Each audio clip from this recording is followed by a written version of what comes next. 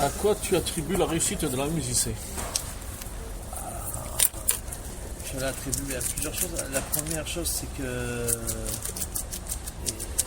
je pense qu'ils ont toujours su anticiper. La MJC a toujours su anticiper les échéances futures et les difficultés futures, parce que bon là, il y avait des gens qui intellectuellement étaient en capacité de faire ça. Voilà. Et puis aussi, la MJC, on est dans les 70 quand ça démarre, et bien, après c'est le Grand Ajax. Et c'est de là que s'est inspiré la Maison des Jeunes, Corax, Félix Michel, voilà. De toute façon, sur toutes les années, l'enseignement foot était très inspiré de ça.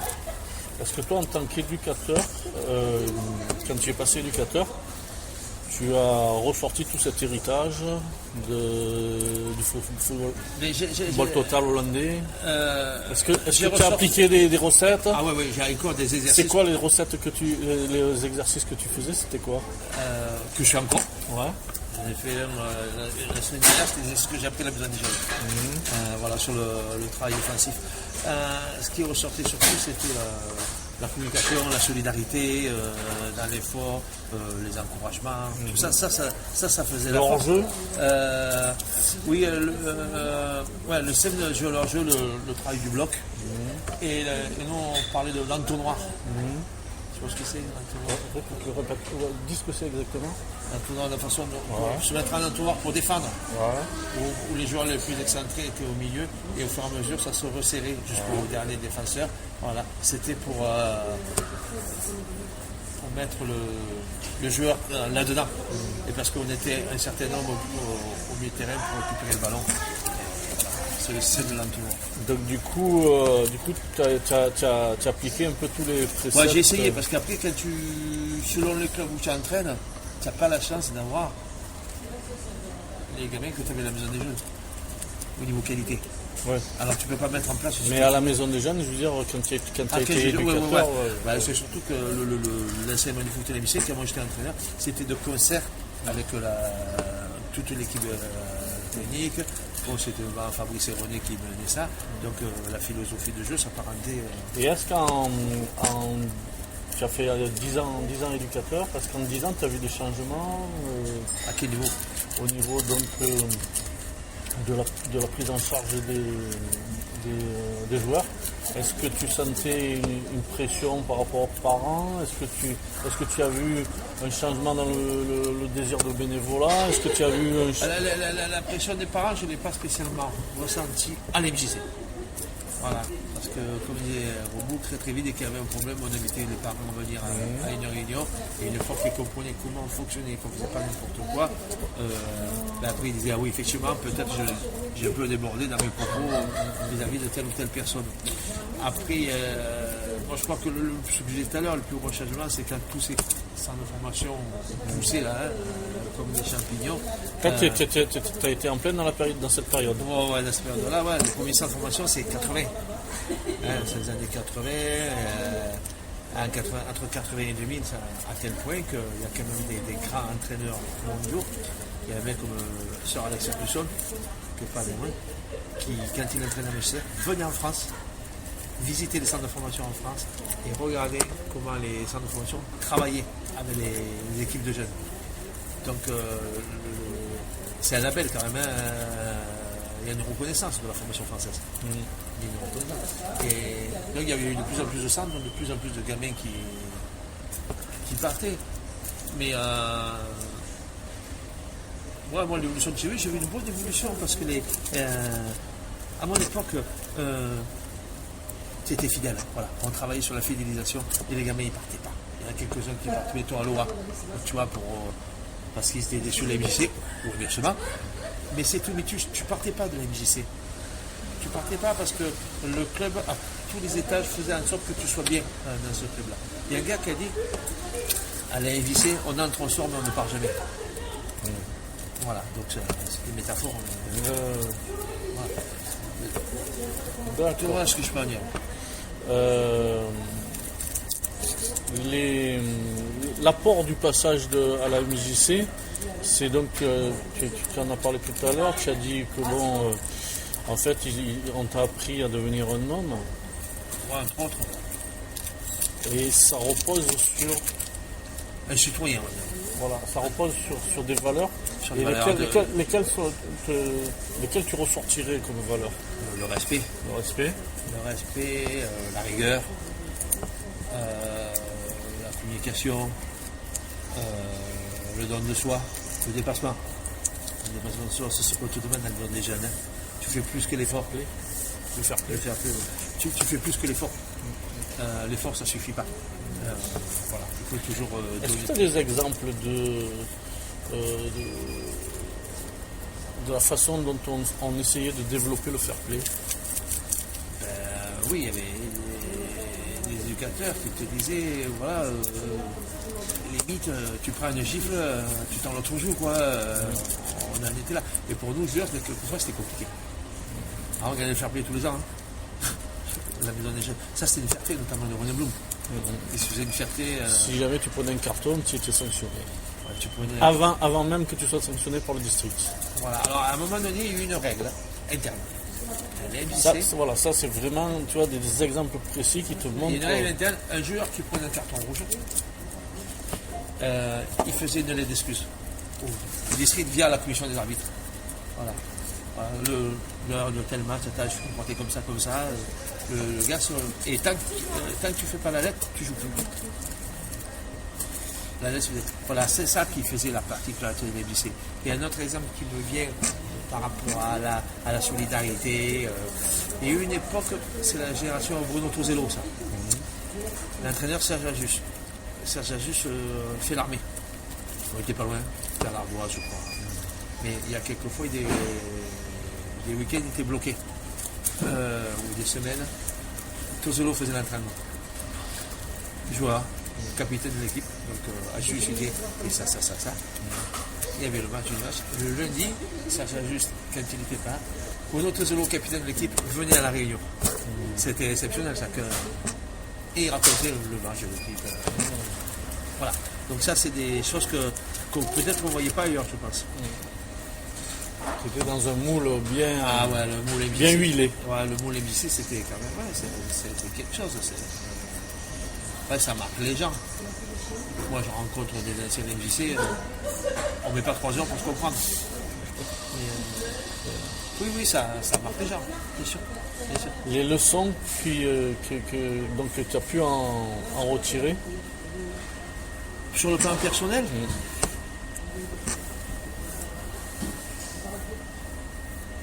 moi, ça m'a quand même donné le goût de vouloir entraîner plus tard. Parce qu'au début, moi, je joue au foot, après, je ne me posais pas de questions. Je voulais juste jouer au foot. Et c'est après, en même temps, mon parcours fait que j'ai toujours voulu avoir des responsabilités comme ça. À un moment donné, tu as ressenti le besoin de transmettre. Là, je l'ai toujours, ça. Ouais. Dans mon travail, je l'ai. Même avant de travailler à l'hôpital, je l'avais déjà. Si j'occupais des fonctions comme ça, je veux dire, j'ai la chance d'être assez à l'aise dans le groupe, à l'oral et tout. C'est pas, au contraire, ça me stimule. Donc en fait, ça t'a permis, le fait d'être éducateur, ça t'a permis d'assouvir vraiment une passion. Oui, c'est sûr et certain, même si après, bon, au jour d'aujourd'hui, il y a de l'usure. Je suis fatigué. Mais oui, ça m'a. Il reste l'usure, mais bon, tu es toujours entraîneur. Oui, mais là, je pense que là, c'est les dernières. C'est fatigant, une saison. C'est fatigant. Mais oui, ça m'a donné surtout le goût de ça, quoi. Et puis être à l'MJC, voilà, c'était un état d'esprit, c'était un fonctionnement, c'était. À l'époque, ma vie tournait beaucoup autour de ça, quoi. Est-ce que il y avait une différence quand tu étais en SIVP ou quand tu étais éducateur à titre perso, ou c'était à peu près pareil? Non, là c'était pareil. Si ce n'est que quand j'étais SIVP, j'étais plus au fait des problèmes de quartier, des choses comme ça. avoué que j'étais. Dans l'organisation des grandes manifestations qu'a monté la MJC avec les Sud-Africains, avec le Cameroun, est-ce que ça s'est trouvé au moment où tu faisais ton SIVP ou... Ouais, j'étais éducateur. Et là peut-être, tu étais peut-être vraiment au milieu du... Si j'allais le faire, mais moi j'ai beaucoup participé à des actions comme ça, le Cameroun, les entraîneurs du Cameroun, ouais. Ouais. J'ai beaucoup participé à ça, l'opération Grand Frère Petit Frère, avec Joseph Antoine. Non, ça oui, j'ai beaucoup participé, parce que moi j'avais toujours un ou deux éducateurs du Cameroun, je les amène dans les tournois, oui, là-dessus. Et c'était quoi cet échange en gros C'est parce qu'au Cameroun, le continent africain est quand même un continent où il y a de très très très bons footballeurs, mais il n'y a pas de structure. Voilà, et les éducateurs du Cameroun entraînaient un petit peu de façon autodidacte, en fonction de ce qu'ils sentaient eux.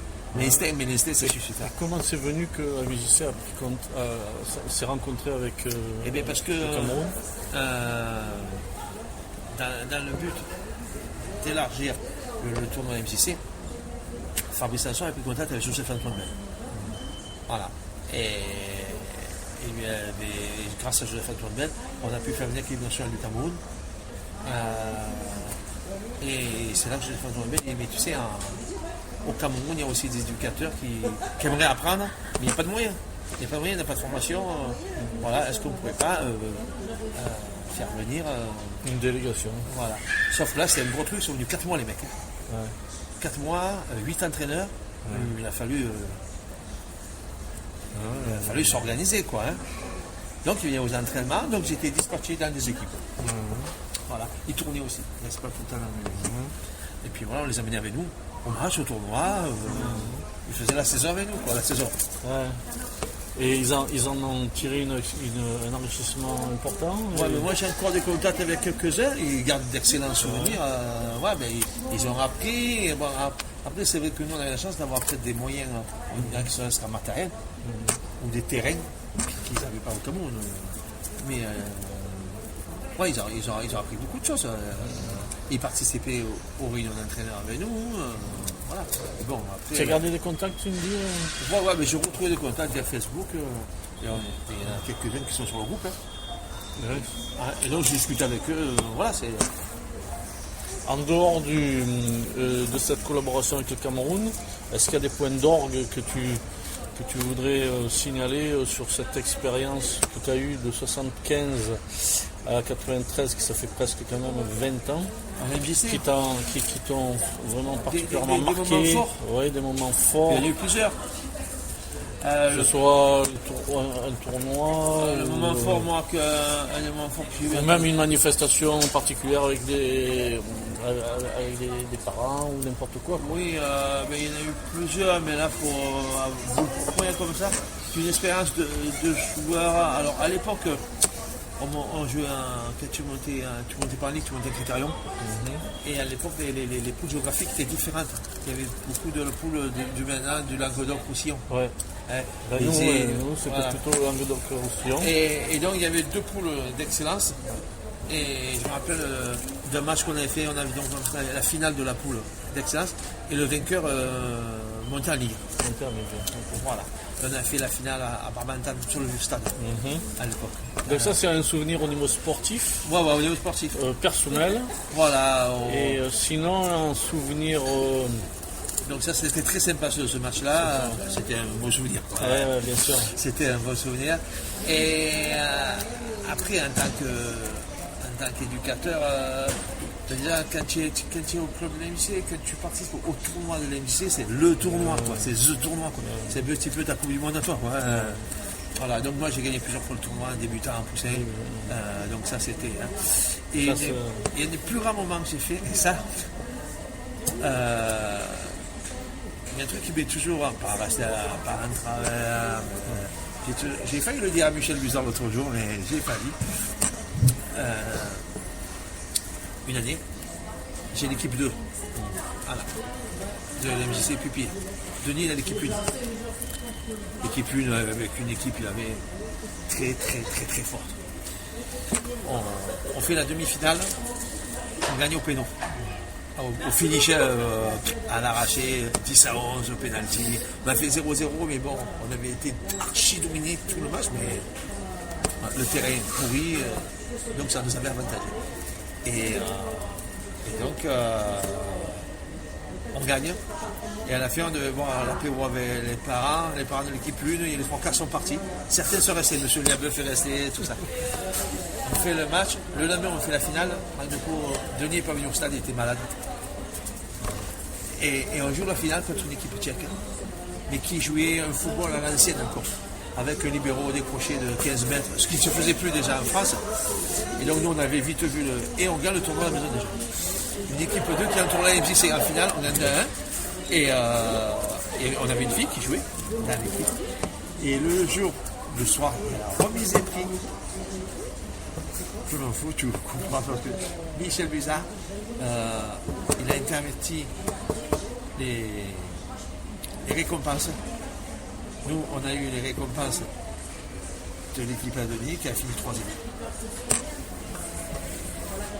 Et Denis a eu une récompense du vainqueur de tournoi. Les parents l'avaient vu. Moi, je ne l'ai pas vu, je n'ai pas fait attention à ça. Je me récompense, je ne faisais pas attention à comment je Pourquoi elle a fait ça? J'avais dit, mais non, j'avais dit. Après, voilà, j'en rigole, je m'en fous. Ça t'a pas empêché de finir premier. On a gagné le tournoi. Voilà, j'ai eu des moments forts comme ça. L'essentiel, c'était voilà. Après, moi, j'ai toujours eu un bon relationnel avec les parents, donc j'ai vécu des super années avec les parents de la vie. Et au niveau des réunions conviviales avec, par exemple, est-ce que tu as fait les stages d'avant-saison à Rochefort? Non. Non, moi, je n'ai pas fait parce que on le faisait, mettons pour la catégorie minime, on le faisait que pour les ligues. Après, ben, c'est un temps. Mais moi, je n'entraînais pas les minimes, donc je n'étais pas concerné. Tu vois. D'accord. Et est-ce que maintenant, avec tout ton vécu, tout ton recul, est-ce qu'il y a des choses que tu aurais voulu faire différemment ou saisir des opportunités? Ouais, j'aurais aimé entraîner une équipe de ligue, tu vois. Moi, je l'ai fait par la suite. D'ailleurs, par la suite ailleurs au côté. Quand tu étais ailleurs, là. Grâce à ce parcours, tu as pu t'imposer facilement après ailleurs dans un autre Oui, parce que club. l'année où j'ai pris les ligues au Ponté, l'année d'avant on a joué en excellence et on avait dominé le championnat outrageusement, sauf les 2 matchs contre Montfavet où on joue pour la première place. Mais on a fait de grosses saisons, on a fait finale de la Coupe Endurance contre la MJC. Et donc dans la foulée, le Ponté m'avait dit, bien frère, Là, tu as senti que toute ta formation à la MJC mais je me suis toujours inspiré de ça. Alors je me suis inspiré de plusieurs choses, de ce que j'ai a appris. été prépondérante, quoi. Ouais, de ma façon, moi, de voir le foot. Mais après, moi, comme j'ai toujours, quand on entraîne, on a beau avoir une certaine théorie du football, c'est les joueurs qui composent l'équipe qui vont t'amener à jouer comme ça ou comme ça. Ouais. Voilà, donc tes schémas de jeu, tout ça, et finalement, ils sont induits Par la qualité des joueurs. par les jeux. Si tu n'as que des coureurs de demi-forme et qu'ils ne savent pas faire le contrôle, tu ne vas pas jouer pareil que si tu as que les numéros 10.